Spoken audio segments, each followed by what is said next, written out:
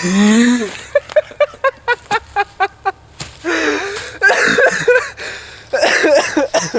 you guys are curious how the hell we got here, stay tuned to the video. What is up, everybody, and welcome back to my YouTube channel. My name is Jordan Morris, aka JMO, and today we're talking about how to program your brain for success and win the war over your attention. Let's get it. The first step to programming yourself is realizing that you're already programmed. Now, there's a lot of things that actually program you and change your subconscious mind, which consciously make you make different decisions. So let's start off with music. Let's say you wake up in the morning and you're super tired and you're super melancholic and you're just lazy, you don't feel like doing anything, but you've been listening to super low tempo, sad, melancholic music. That plays a role into your emotions, into your attitude, into your energy. So if you wake up and you're super groggy and instead you listen to some heavy metal or something super exciting like I do, it gets me up, gets me started, gets my day going. Now, another thing is YouTube/TV, the things you consume. Whatever you watch is going to subliminally affect your consciousness. So just be aware of what you watch. For example, like if you're sitting down watching SpongeBob all day, it's not going to make you feel motivated to go and do your laundry or go and shower or whatever. But if you're watching motivational videos / self-improvement videos, it's going to make you want to start your day off right. It's going to make you want to be more progressive and be more productive. And the more productive things you do throughout your day, it kind of snowballs and compounds up to make your day go a little bit better. Now, you can definitely watch entertaining stuff. I'm not saying you can't, sit down and chillax and watch a good show, but I'm just saying that a lot of people end up living their life through things like YouTube or TV. They watch other people constantly. They're watching life through other people's eyes instead of through their own. They're watching the decisions of other people. They're watching the experiences of other people while sitting on their couch versus actually living. And you may have an excuse, that's fine. Everybody makes excuses. Everybody wants to defend their beliefs. But in actuality, that really is what it's about. I myself end up wasting a lot of time on YouTube. The way that I defend myself is that, I'm watching self-improvement videos. I'm watching things that'll help me make better. But if I'm sitting down watching self-improvement videos, I'm not improving myself. The way that you improve yourself is you go out and you actually do it. Watching somebody talk about it, watching somebody do stuff is not going to make you better. Now, subliminally, I'm thinking of all these different ways, and I'm trying to increase my brain power to be able to do better. But in actuality, if I'm sitting down being lazy and watching something, that's obviously going to have an effect on me. Now, another thing I want to talk about is people. People. The biggest ones are your parents. Your parents program you from when you're very, very, very little.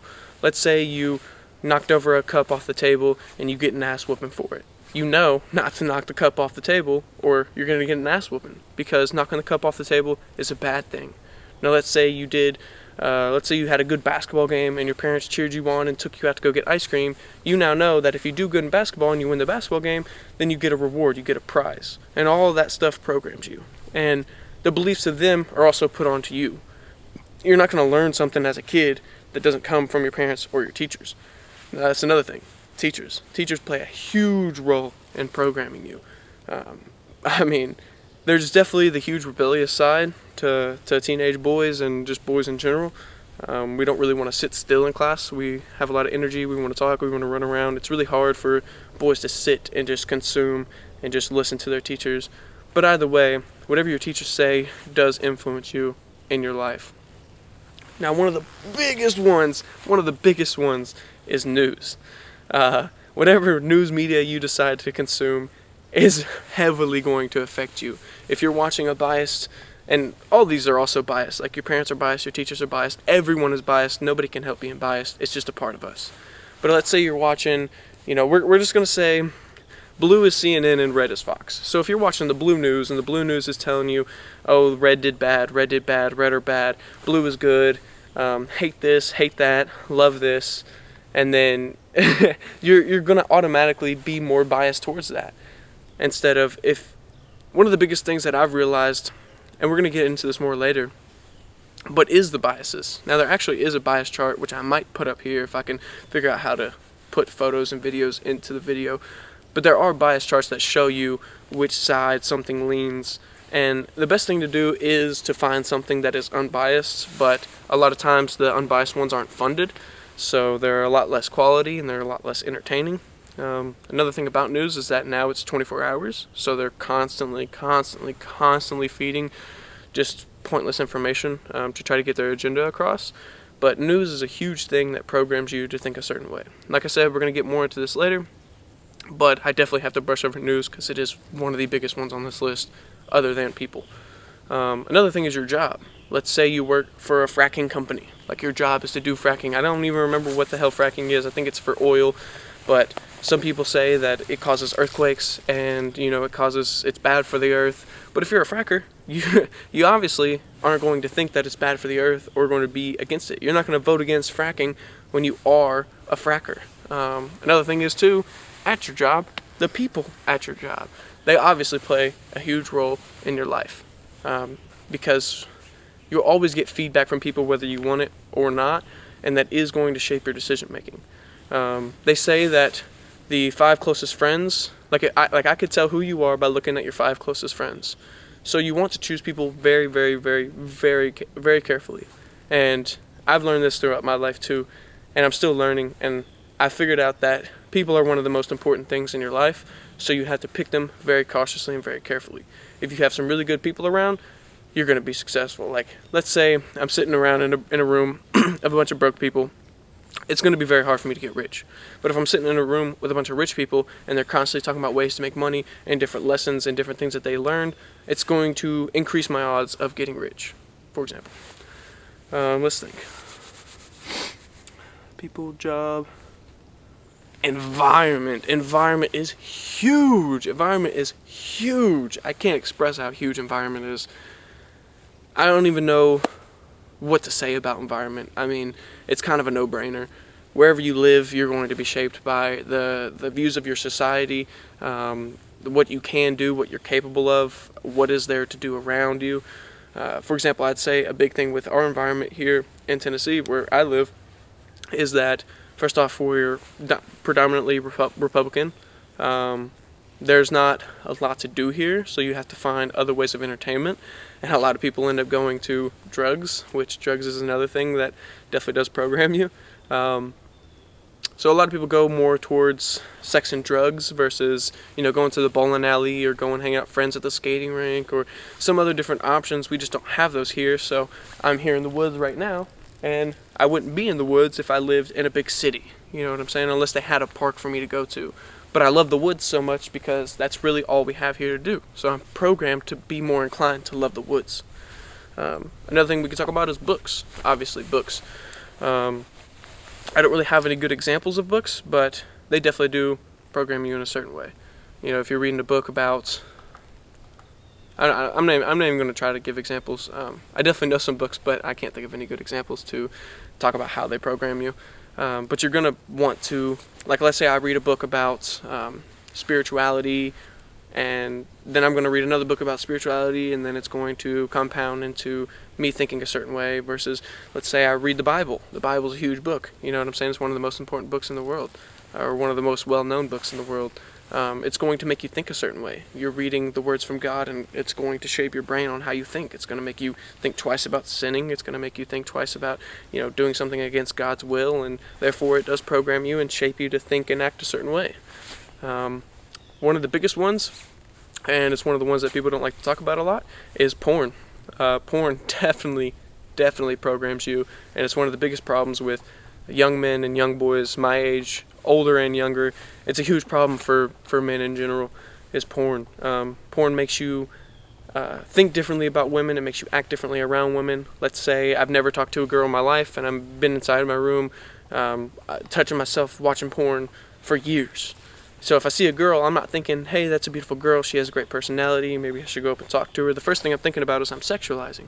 I'm sexualizing my friend, I'm sexualizing my sister, my grandmother. Maybe not incest, but that's a huge thing of porn nowadays is incest porn. It's stepsis, it's stepbro, it's stepmom. So now people are looking at their step siblings and their step parents, and it's changed their brain to think, all these different porn thinks, oh no, I'm stuck, step bro. It makes you think just disgusting. It makes you very horny. It makes you sexualize everybody, and it makes you more scared to go up to girls and talk to them. That's a huge problem within our community, and I definitely want to make some more videos about how bad porn is and how to quit your porn addiction and different things along those lines, because it is a huge problem for men my age, older and younger. It's just a huge problem for men in general, and they definitely do program you within that. So another thing I want to talk about is video games. I don't really have any specific ways that they program you, but they definitely do. I'm not saying that if you play video games and you're playing a first-person shooter that you're going to want to go out and shoot people. I don't believe that's true at all, but I do think that video games definitely program you, and we'll get into a little bit of that today after I finish this list of how some things program you, how some things affect your life, not necessarily program you. But another thing that we're going to talk about is you. The things you say. The things you say, I believe I already mentioned the things that you eat by drinking Monsters and Red Bulls and being super amped up and saying that you have ADHD and identifying yourself with different illnesses. You're more inclined to be that way. So the things you say, like, I experience this a lot at work, and I experience this a lot with people just being super negative. Now, if I'm at work and I'm like, God, man, where's 3 o'clock? I'm ready to go home. Today's a terrible day. Man, today's tough. It's going by so slow. Today sucks. Blah, blah, blah, blah, blah. It's going to make me feel worse. It's going to make my day feel worse. So a lot of times when people ask me, hey, bro, how's it going? I'll lie. I'll say, man, my day's going great. It's going by super fast. I'm having a great day. It feels good to be back. It's, whatever. It doesn't matter whatever it is. I'm lying. But I'm lying to benefit myself. When I say today is great, today is going good, today is blah, blah, blah, blah, blah, me being positive is making myself believe that. And it also has an effect on other people too. Like if I'm like, hey bro, how's your day? And you're like, oh man, it's shitty, it's terrible. I'll literally sit there and be like, no, don't listen to him, don't listen to him, don't listen to him, don't listen to him. But it does affect me. Like even that tiny little remark of saying, oh man, I'm ready to go home, today's been so slow, I have to like push that off and try to fight it away, and I'm like, bro, we're almost there, you got this, believe in yourself. And not only does that affect me, but that affects them too. They're like, you know what, maybe I do have this, maybe today isn't so bad, and yada yada, and it definitely helps them throughout their day. And one thing is, I told myself I was going to bring gloves, and I fucking forgot gloves, and it's cold as shit out here. Fuck. Also, I'm still working on reading notes off my phone, so this video is not going to be the best. I definitely had some other ideas for today's video that didn't plan out all that great, so I am going to end up cutting in something later on that's from tomorrow or the day after, and therefore it's going to make this video come out a little bit later. But I'm not too worried about that, because if you want to improve, you got to start. Alright. So one thing I am kind of curious how it looks more vlog style, and maybe I'll do something that's kind of vlog stylish. I don't really want to walk around right now because there's a bunch of leaves and shit that'll make it really loud, but my hands are freezing and I realized I forgot my other battery, so I'm going home and I'm coming back. But it's okay, because I'm going to program myself to believe that it's okay. I don't care that I have to go home, because it's all worth it for this video. We're going to make a kick-ass video, and it's all going to be a-okay. We back, got the gloves, got a second battery. What's up? Okay, so now we're going to talk about the war for your attention. Every app you run, everything that you watch, every piece of technology is all trying to steal and retain your attention. Now, there are actual scientists that study this on how to keep your attention. Now let's talk about the biggest thing that steals your attention in this world, which is TikTok. Whether you use it or not, it is the best format to keep your attention. The fact that the videos can be so short and you just have every 30 seconds or less there's another video that's completely different, and it's all the algorithms. The algorithms are one of the craziest things in the world. TikTok knows you better than you know yourself. It knows what you want to see before you even know what you want to see. Like I said, they're all trying to retain your attention. So it's not just stealing it, but it's keeping it. And the longer they can keep it, the more money they make, the more profit they get. and the more views and watch time that they get, which increases all of the above. The fact that there are actual scientists out there studying how to steal your attention, it's like, how can my mom or my dad even stand a chance, you know? Like, at least for us, younger generation, we've been dealing with technology for longer, so we kind of have a grasp on it a little bit better. Like, for example, you know, oh, I don't know how to do this in my settings. It's like your kid grabs it, he's like, doo-doo-doo-doo-doo-doo. So it's like, your 40-year-old mom that just got off of work doesn't stand a chance against TikTok and the science that goes behind TikTok. Now, it's not just TikTok, but I believe TikTok is one of the best examples, because ever since they found out exactly how well stuff like TikTok works, they've been implementing that on all the other apps. Because TikTok is the best format, the fact that you just literally use, I don't know how many muscles are in one finger, but you're only doing one motion, just flicking it up. And sometimes you don't even have to. Sometimes it'll automatically just go for you, and you just sit there consuming all of it. So from TikTok, they have a thing called Instagram Reels. From Instagram Reels, they have a thing called YouTube Shorts. And all these things are the exact same. Now, because formats like this work so well, you will even notice, if you pay attention to apps, like, for example, YouTube and Instagram. I believe Instagram does it, but I know for sure YouTube does it. When you open YouTube, it'll automatically come up on YouTube Shorts, which is now one of the things at the very bottom that you can select, like homepage, shorts, discover, and things that you follow in settings or whatever, and it automatically already pulls it up as shorts. And I'll find myself a lot of times just opening my phone and being sucked in, and I'll realize 30 minutes later, dude, that wasn't even I was trying to come on here to find out how to cook pancakes. That wasn't my intention. My intention wasn't to sit down and scroll through essentially TikTok on YouTube for 40 minutes. That wasn't what I was trying to do. So there's a couple things that you can do to combat that. One is to try to be conscious of whatever you're watching. Two, well, there's a couple, not more than two. Two is to pay attention to your screen time.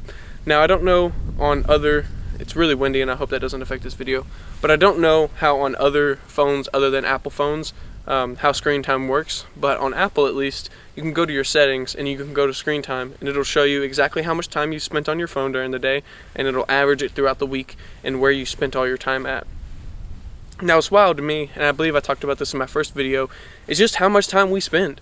If you spend 5 hours a day, 7 days a week, it literally becomes a full-time job. Like, it's wild. People say they don't have time for this, they don't have time for that, but I mean, we're all just stuck and glued into our phones.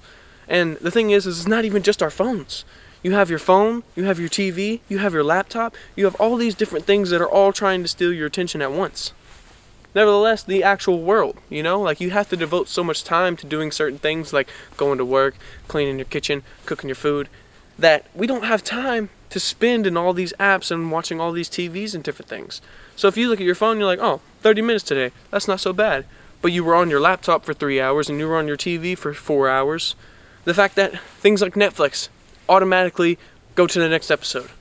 I've found myself in situations where I'm watching a Netflix show and it automatically goes to the next episode, and I'm like, well, I'm not gonna turn it off, you know. So things without even your attention, you don't even realize. You can go through 4 episodes on Netflix and be like, shit, I just watched the whole season on Netflix. Damn, you know. But it's the things like binge watching and binging all these things are absolutely terrible, man. And so I found an app, and I'll see if I can throw a picture of it up on screen. And a lot of you guys, maybe you do, maybe you don't want to use it. This video may not be perfect pertain to you. Even though it does call you out, I'm calling myself out as well. You're not alone. I'm not just making fun of people who spend all their time on TV or on YouTube or on Instagram or on TikTok, because I'm in the same boat with you, and I believe everybody's in the same boat. So one thing that's really helped me is an app called Opal. Now, essentially, it's the same thing as that they have on your regular iPhone. I don't know what they have for Androids and stuff like that. So on iPhone, they have a thing that you can restrict apps after a certain time. So after, an hour on YouTube, it'll restrict it. But the problem with that, first off, is you can't set a time. So let's say that from the time I get home from work to the time I go to sleep, I want Instagram restricted. It can't do that. But this app Opal, it can do the whole 30-minute timer thing. So after 30 minutes you've been on it, it'll restrict it, and it'll restrict it from the time you get home to the time you go to sleep. So I find that extremely helpful. Another problem with the iPhone version of the blocking your screen time is that the button right there to remind you, like you can hit the button, it's like right there, it'll block it, and the button will be remind me in 15 minutes or turn off altogether. And so it's too easy to just hit it right there. Like I've done it before where it's like it's not even there. It's like I don't even notice it because I'm constantly just hitting remind me later. It's like hitting the snooze button on your alarm. And you don't even realize it. Like, I can't tell you how much time in my life I've wasted and didn't even mean to waste. You know, it's like I got on my phone to search up how to make pancakes, and 3 hours later, I'm like, holy shit, it's dark outside. I was supposed to go out and have a picnic. You know, I was supposed to go out on a hike, whatever it is. It doesn't matter what it is. It's just that we waste so much time and we don't realize that we're giving all of our attention away. And we don't even realize that there's people getting paid to figure out how to steal our attention even better. Another huge problem is waking up and the first thing you do is checking your phone, or the first thing you do is turn on your TV. What that does to your brain is it fucks it up for the rest of the day.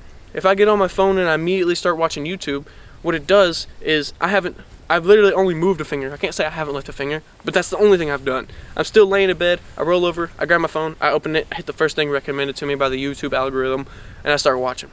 What that does is it excites my brain and it gives me what's called dopamine. Now, dopamine is what happens when something, I don't know the exact technical terminology, but when something good happens, something feel good happens, like if you eat chocolate, if you have sex, if you achieve a huge goal, all these things release dopamine. Now, dopamine isn't just like the feel-good thing. It's supposed to make you repeat that process. So what dopamine was initially made for was after we kill a deer or kill a woolly mammoth and we eat that food, it makes us feel good. It makes it feel good, so it reminds us like, hey, we need to eat. So if we were just sitting down and we didn't have any dopamine, we wouldn't feel the reduction of dopamine and go, hey, I need to go eat. And whenever you eat, it feels good, releases dopamine, and it reminds you, and it builds the habit that you need to keep doing that. So it's a survival instinct from whenever we were cavemen that now people are using to steal our retention. Steal our attention, our retention for attention. So essentially, what happens when you wake up and the first thing you do is scroll on Twitter or get on YouTube is it sets that bar super high. Because it's almost like an unachievable amount of dopamine, like something like meth. If you do meth, it is the highest release of dopamine. It's unrecreatable in this world. It is the best, I don't know if it's the best thing you'll ever feel, but it's the most dopamine you'll ever get in your entire life, all at once. And these apps are almost like the drug itself. So what happens is you set this bar so high that now whenever you go out to the grocery store and you get groceries, that doesn't feel good. It doesn't feel like you've successed. It doesn't feel like you've achieved anything. Whenever you do your laundry, it doesn't feel like you've achieved anything. What it does is that the bar of you watching your YouTube video is right here, and when you do laundry, it's like right here. Now, without that bar being set so high, when this is our normal level of dopamine, and you do laundry, it makes you feel good. It's the small things in life that make you feel good and build up that dopamine. Now, I want to make an entirely separate video about dopamine, and that's been the problem with all the things that I've talked about thus far, is that I want to make their own in-depth video. But fuck you, plane. Problems with living right next to an airport. Where was I? Dopamine. Yeah, so another thing I want to talk about is delayed gratification dopamine. So for example, I get dopamine from going to the gym. And when I look at my body in the mirror and I look jacked, I look ripped, I look beautiful, I look great, excuse my ego. But the thing is that whenever I go to the gym and I look at myself in the mirror, I see the hard work that I've put into my body and all the struggle and all the effort that I've put into building the body that I have. And because I've spent so long trying to do that, I get dopamine from it that is now finally up to the level of where YouTube and Netflix and all those things are. It's like you have to work so hard and do so much just to get to where you would get just fucking clicking on a video. So it's absolutely insane, and it's things that we don't even know. Like I said, there's scientists out there that are doing this research, that are hacking into our caveman brain, figuring out the actual how our wiring works and what makes us feel good and what will keep us there. It's crazy that, and I've done this before, I wake up and I get on YouTube and I just start watching, and then the rest of the day I have no motivation. I have no motivation to do anything because everything else I do that entire day doesn't feel as good as watching that YouTube video first thing in the morning. And I have an amazing analogy to this. I don't know how much you guys like sweets, but sweets are my personal favorite thing. So it's kind of like, let's say I have some big, beautiful chocolate chip pancakes with sugary maple syrup. And with that, I have a glass of chocolate milk. Now, if I'm drinking that sweet, sweet chocolate milk, I drink that chocolate milk, and then I take a bite of those pancakes, the pancakes don't even taste sweet. Because the chocolate milk is so sweet that it makes my taste buds already get used to and adapt to that chocolate milk. That when I take a bite of that pancake with the chocolate chips, with the syrup, with all the sweet, sugary goodness, it's not even, it's like it dumbs down my taste buds, it dulls it, so that that thing isn't even that sweet. And a good example of that is like, I don't know if you guys have ever fasted, but after you get done with a fast, the first piece of food that you eat is like better than any food you've ever eaten in your entire life. Because when you're deprived of something and you get it, it feels so good to have it. Other than just being constantly loaded up with, like my sugar analogy, loaded up with sugar, the sugar doesn't even taste that sweet. So the thing is that you have to be aware of this, and you have to try to be conscious of it. I'm not saying you have to be conscious of it, but try your best to be conscious of how much you're watching, how much time you spend on it, when you decide to watch. Like, let's say you get done with, you mowed the lawn and you went to work and you did all these things. I'm not saying you can't sit down and enjoy some TikTok. I'm not saying you can't sit down and enjoy 3 episodes on Netflix. I'm just saying be conscious of it. Don't just be dulled in your mind, just consuming constantly. You have to be aware. Because if you're not aware, and these people are actually doing scientific research on how to keep you there, you won't even realize it, and you'll waste your entire life. You won't even realize it, and you'll just consume whatever they put out. They will control you if you do not try to be conscious of it and control yourself. I'm not saying all sugar is bad. I'm saying decide when to reward yourself. If you wake up, the first thing you do, don't have it be sugar. You know what I'm saying? Earn it. Earn it. Earn it. Now we're going to talk about the agenda that these things are trying to push. So the easiest example, and I was talking about it a little bit earlier, is the news example. And so we're going to say red president, red news, blue news, and you can kind of get what that means. Red president is obviously Trump, blue president is obviously Biden, blue news is obviously CNN, red news is obviously Fox News. So what I want to talk about is the comparison between each other. And the most beautiful example that I can think of is one that I've experienced through my life. So like I said, the place that I live in, we're predominantly Republican, so we obviously lean red. So it's been crazy for me in my life, because in my household we always watched CNN. CNN is the blue news. So we always watch the blue news. And the blue news is trying to portray a message. It's trying to portray a side. It wants you to pick their side. So whenever I was watching this, we're going to give a good example. Whenever red president was the first time they tried to impeach the red president, I remember being blasted all over the blue news, and all they said was, he's going down, you know, this is it, he's finally going to get impeached, there's no way he doesn't get impeached, blah, blah, blah, blah, blah. It was a huge thing. They, put the entire trial on. I don't know if they did on red news, but I know they did on blue news. They put the whole thing on it, they hyped it up, they were so excited and so enthusiastic to impeach our president. Whether or not it's blue, whether or not it's red, it's our president. So I have no clue, and obviously I have a clue, but it's fucked up how they want you to turn on your own president, whether he's red, whether he's blue, whether they agree, whether they disagree. They're choosing for you. You don't get to decide when you watch one of these things. They're brainwashing you to think a certain way. Now, the perfect example that I can think of is growing up in a CNN household and seeing this side, seeing the blue side, and I would go to school, I would hear them at home talk about, he's going to get impeached, he's going to get impeached, he's going to get impeached. And then I'd go to school, and I'd have my predominantly red-leaning Republican teachers, and I remember one of my teachers was very, like I said earlier, your parents and your teachers and the people all in your life program you. I remember him saying his opinions and putting his opinions, his political views onto us. And he constantly said, like, I can't believe they're trying to impeach the red president. There's no way, they have nothing on him. They'll never be able to succeed. They'll never be able to do it. And I imagine that's what they were preaching on the red news. I imagine that's what they were telling the red news people, is that these dumb Democrats are trying to impeach the president, and they'll never be able to do it. They have nothing on them, blah, blah, blah, blah, blah. So it was kind of like a wake-up call for me to be in my house preaching, they're brainwashing you, saying they got him, we got him, we're gonna get him, we're gonna get him, and then go to school and they're like, no, they have nothing on him. There's no way they'll ever be able to impeach him. There's no way. It was just like, how could somebody believe so hard one way and believe so hard the opposite? And so it made me realize that it's the news. The news is what's telling you what to think and how to think. And it was just like a huge wake-up call. I remember not too long ago, like I said, in my house it's always been the blue news. I would be at home hearing the blue news, and then I remember going to the gym and they had the red news on the TV. So I'm running on a treadmill and I'm looking up and I'm watching Fox News, and all they talked about was Biden's son, Biden's son, Biden's son, Biden's son, the laptop, the laptop, the laptop, the laptop. The Democrats are rah, like just constantly talking shit about the other side.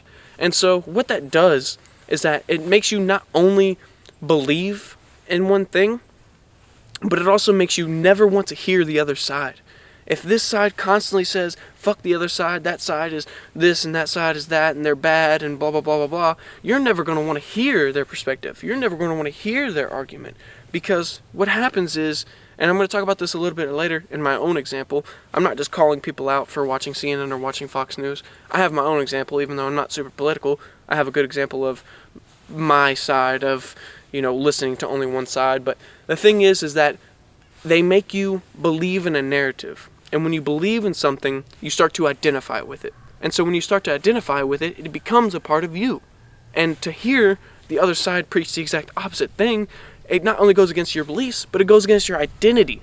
So it makes you push that side even further away, and it makes you come even closer to what you've been hearing, to what you've been told, and it makes you brainwashed. It makes you, I forget what they call it. They call it, one second. Oh, they call it an echo chamber.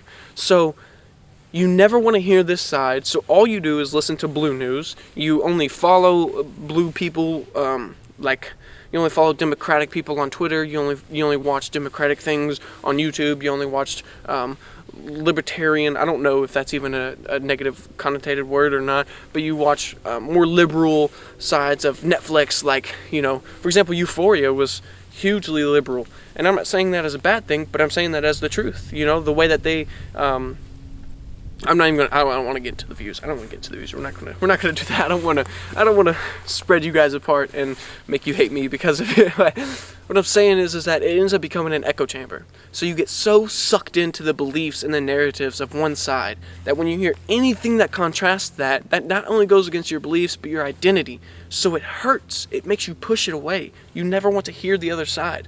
The biggest thing is that there's not just one side of the story. There's not even just two sides of the story. There's so many different sides of the story. And when you're only listening to one, they're choosing for you. You have to be able to listen to both sides, and even though it upsets you, even though it hurts you, you have to power through it and come up with your own answer. Because if I'm only listening to blue talk, I'm going to believe whatever blue says. But if I listen to blue and red, I will agree and disagree on different things. And essentially, that's all I'm trying to say, is that people are putting themselves in echo chambers. They're blocking out the rest of the world, the rest of all the other sides of the story, and they're only believing in one side. And essentially what that's doing is allowing that person to brainwash you. It's allowing that person to choose for you what you believe in. Don't let other people choose for you. Choose for yourself. So something that's hugely controversial, and something that I have found myself struggling with, is a content creator called Andrew Tate. Now, like I said, it's hugely controversial. There's a lot of differing opinions about it, but I'm going to give my personal view and I'm going to give you my personal view and talk about how I've dealt with the situation. So, initially, in the beginning, I was on this huge self-improvement kick, which I'm still on. I still believe in and still want to continue to try to be better and whatnot. But along that journey was a man called Andrew Tate. Now, his big preaching ideas, there's a lot of things that, are controversial, and there's a lot of things that are just what I would call true, which is that men have to be hard. Men have to be strong.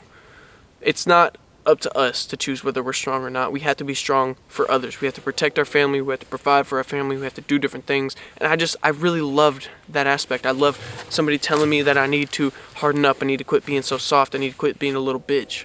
And so I really fell in love with his message and his words. Now, I didn't agree with everything, and he is extremely egotistical, and he does have, all these flashy cars and watches and whatnot. I'm not a super materialistic person, so I never really gave a fuck about the Bugatti. Never really cared about the Bugatti. Never really cared about the other shit like that.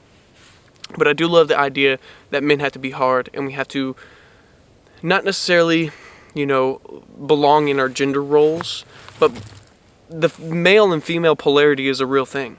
And I realized that through my life, I was programmed to be more in the middle. So I was basically saying I was kind of a bitch. I was more feminine and less masculine than I wanted to be. I'm becoming a man, and I want to be more manly. Now, a lot of people think that that's not how you be a man, blah, blah, blah, blah, blah, whatever. We're not going to get into that side. But essentially what I'm trying to say is that there's been a lot of accusations and a lot of controversial shit out there. Now, for me, Andrew Tate was somebody who was extremely motivational and inspirational, and he became somebody I looked up to, like a role model. So whenever these things came out that said he did this, he did that, I completely disagreed and wholeheartedly trusted in him. Whenever he got arrested here recently, there's a podcast called Fresh and Fit, and these two guys are friends of his. And so I was like, okay, well, I want to hear what they have to say. And their views were obviously, he's innocent, blah, blah, blah, blah, blah. And that's the only thing I wanted to listen to. Now, there are other people out there that are obviously against Andrew Tate, and there's an actual documentary from Vice that, talks shit about Andrew Tate. And I remember whenever the Vice interview came out, and I saw, Andrew Tate's bad, whatever the fuck the title was, I was like, what the fuck, fuck this, I'm never watching this. And I made sure that I was unsubscribed. I made sure that I disliked the video, whatever it was. I wanted it as far away as possible because I didn't want to believe that my role model, that my inspiration was this bad guy.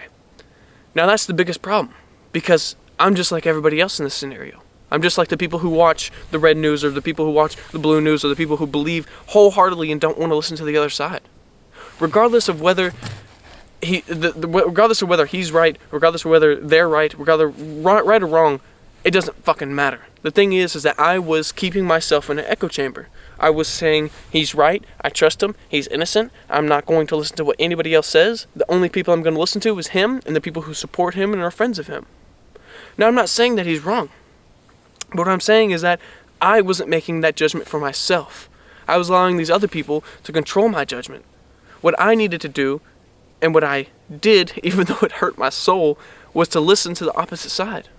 I listened for 3 or 4 hours, people talk shit about him.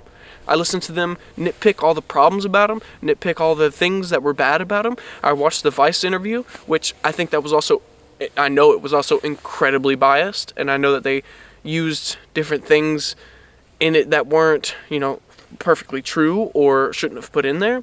But again, that's me defending it. The biggest thing that I realized, and this is when I realized that our beliefs become our identity, is that it actually hurts to be wrong. Nobody wants to be wrong. Who wants to be wrong? Nobody. It's not in our innate nature to want to be wrong.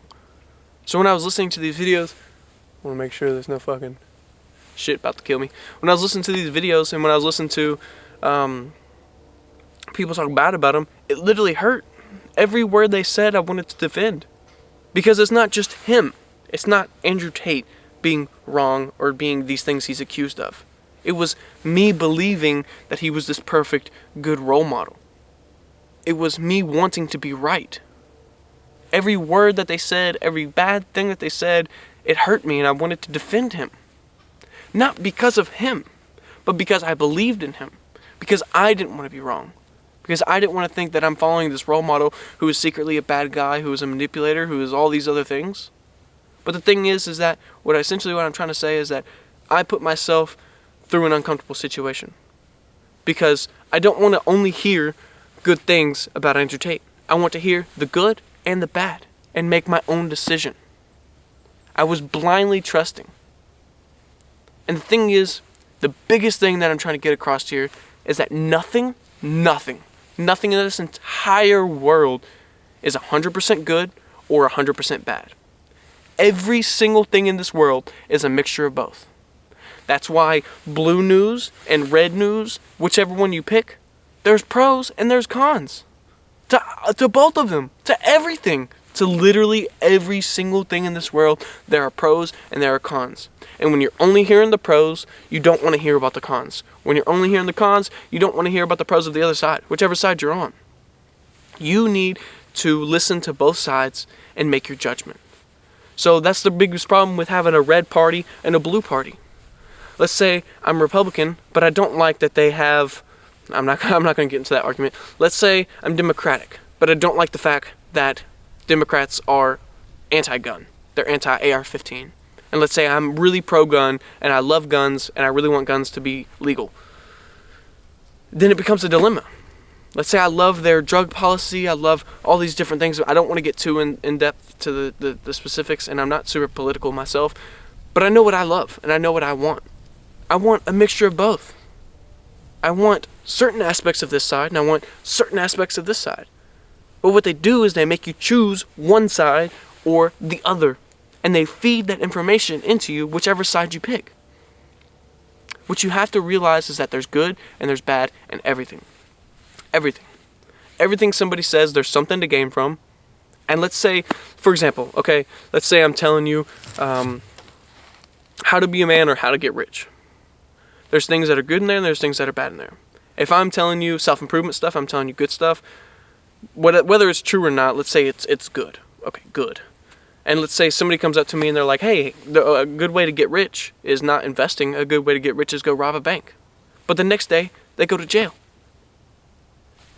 That is an example of what not to do. And examples of what not to do are also good. But it's your judgment that decides whether it's good, whether it's bad, whether to do, or whether not to do. So you have to listen to all perspectives.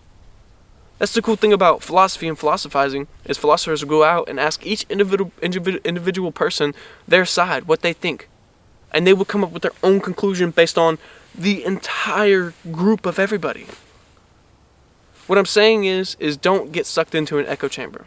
Don't allow yourself to think one way. Because it's not you deciding, it's them deciding for you what to think.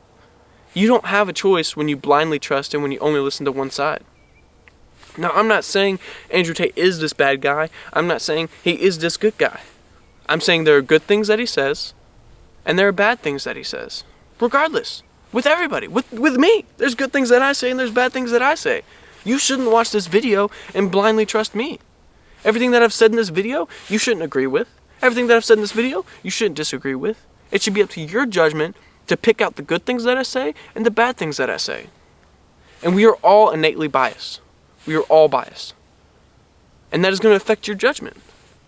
If I'm on TikTok every day, if I'm watching this every day, if I'm doing that every day, I may not want to agree with myself in this video. If I'm calling you out in this video, you're not going to want to agree with me. But that's because we're biased. But I don't think it's good to go the rest of your life without thinking of the other side. I don't think it's good to go the rest of your life without wondering, is there another argument out there? A great example that I have is people who come up with theories. If I have a theory that says vaping is better than cigarettes, sure, I'm going to do my research to come up with that conclusion. But 99% of what my focus on is the things that are trying to debunk my theory. Because if one of those things are right, it debunks my theory. My theory can't be true if I'm wrong about this one thing. So I have to go through and study every possible thing that could debunk my theory. They study what could debunk their theory more than their theory itself. Because if all these things don't stand a chance, their theory must be true. But if they have one crack if they have one slip up, then it can debunk their whole theory. And so essentially that's what I'm trying to say, is that you have to come up with your own conclusion and you have to study why you're right. Why you want to think that guns are bad. If you want to think that guns are bad, don't listen to anti-gun people. Listen to both sides and come up with your own conclusion. Never blindly trust. Never wholeheartedly trust. Realize you are being manipulated by everything, by everyone. And so you have to choose which side you pick. And in choosing that, you have to listen to both sides. Constantly. Constantly. Putting yourself in an echo chamber is only going to make you think a certain way. You have to decide what's good, what's bad. Within each thing. If I watch Blue News and Blue News is my news, realize that they're trying to push this, that they're trying to push that. Watch Red News. Say, oh, well, they're right about this, they're right about that, but they're wrong about that. That's the problem nowadays. Is that we have the illusion, I don't want to say the illusion of free will. The illusion of free will, not in the sense of do we have free will or can we decide, but the illusion of free will is what options do I have? You have red or you have blue. That's it. You don't have free will in choosing which side or what beliefs you want to believe in when it comes to political views, because you have to pick one or the other. There's no middle ground. You can't pick an independent party because they don't get the funding that they want. They don't get the publicity that they want, that they need. They don't get any of these things that they need. So the independent party is never going to be something that we can rise up and vote for. We're never going to get the best of both worlds because it's one or the other. And when it's like that, you're pinned up against each other. You fight this war together. It's always a war for this side or that side. It's never your choice. Because you have to fight against this other side. They're saying this side said that this side is a bitch.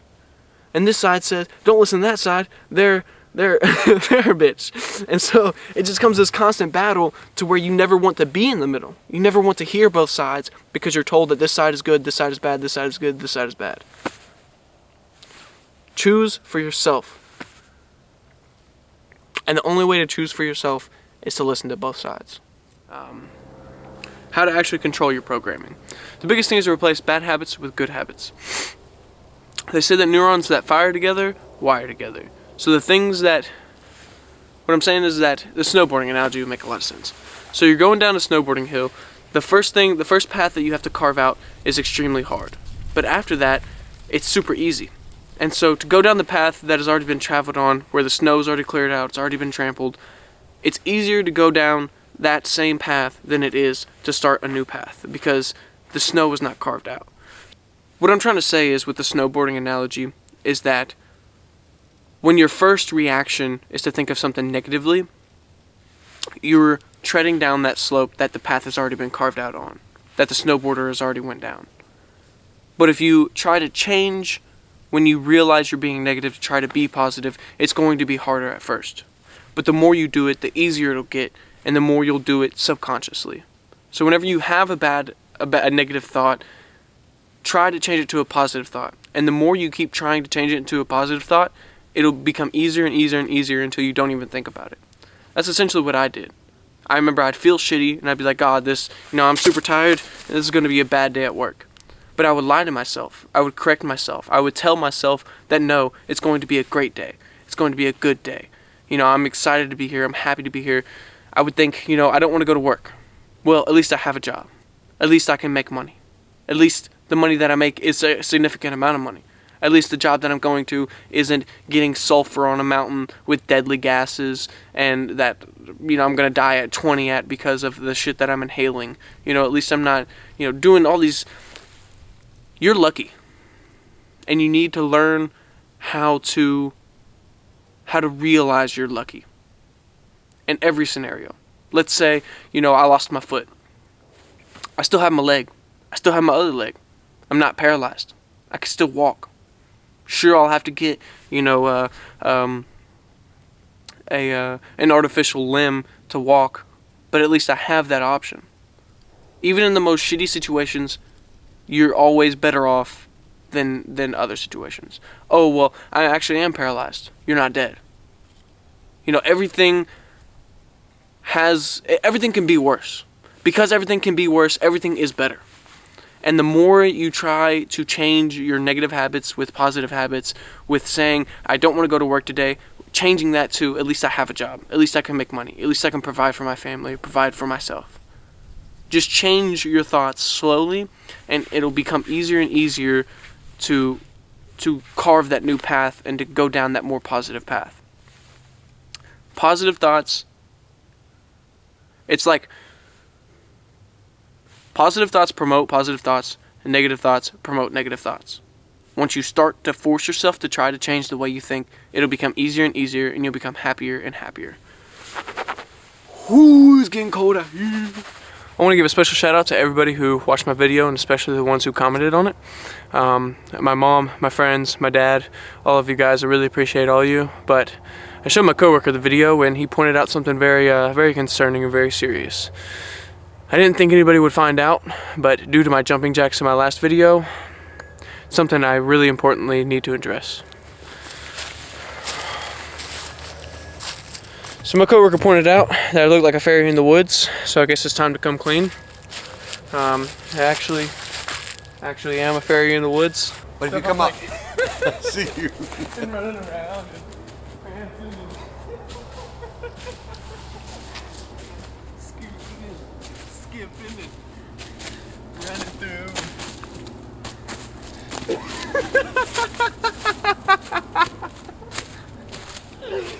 I'm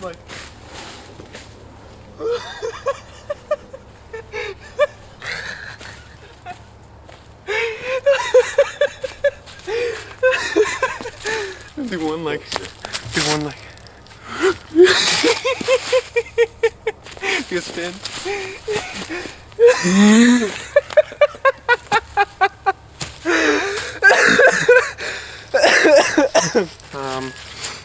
And I found out that there's only one way to fix it, and that's by doing proper jumping jacks. So we're gonna see today if the proper jumping jacks actually do change me back into a human, and hopefully fix my, being a fairy in the woods situation here. So in my last video, I was doing my fairy jumping jacks, but since then he's taught me, and I've done further research on how to actually do proper jumping jacks. So we're gonna give it a shot and see if it can change me back into a human. I think one of the problems is that my wings were just getting in the way of my proper jumping jacks, but let's see see if this can make me to a human if I keep going. Okay. It worked! Guys, it actually worked! Oh my god, this is crazy, I have to call somebody! Perception forms and shapes your world. If I want to be successful, that implies that I'm not. If I want to be happy, that implies that I'm not.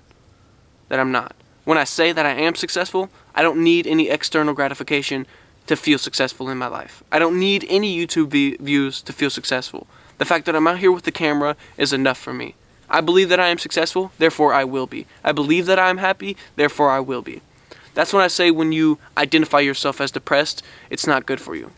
Getting diagnosed, I think that you should try other things before you go and get diagnosed for something like mental health. And I know that there will be arguments about this that people may not agree with, but that's okay. I feel that your brain is more powerful than you can believe. Let's talk about placebos for a second. If your thoughts and your placebo can make you healthy, it can make you sick. So when I take this pill that is just sugar, and I think that it's the cure for depression, and I think that it has the power to fix my depression, and it does, the same inverse can happen too. So if I think, oh, I'm depressed, I'm going to label myself as depressed, then it can make me more depressed. Your brain is more powerful than you can imagine. A really good example of this is being a smoker.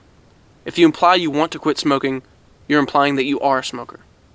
If you say, I'm not a smoker, I do not smoke, it'll be easier to quit smoking because you are saying to yourself, you are not a smoker. You don't need to not want it. You don't need to resist because you're not.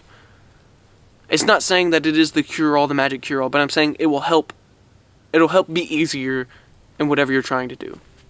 By saying I'm a positive person, I'm identifying as that. I'm not saying I need to be happy or I want to be happy. I'm saying that I am. Yes, a lot of times you'll be lying to yourself. But it's easier and easier the more you reassure yourself. The more you reassure that you're happy, that you're successful, that you don't need anything. It'll be easier and easier each time. Remember that your brain is more powerful than you realize. Please make sure to like, comment, subscribe, hit that post notification bell. Always stay a student, strive to be better, and it will pay off. Peace.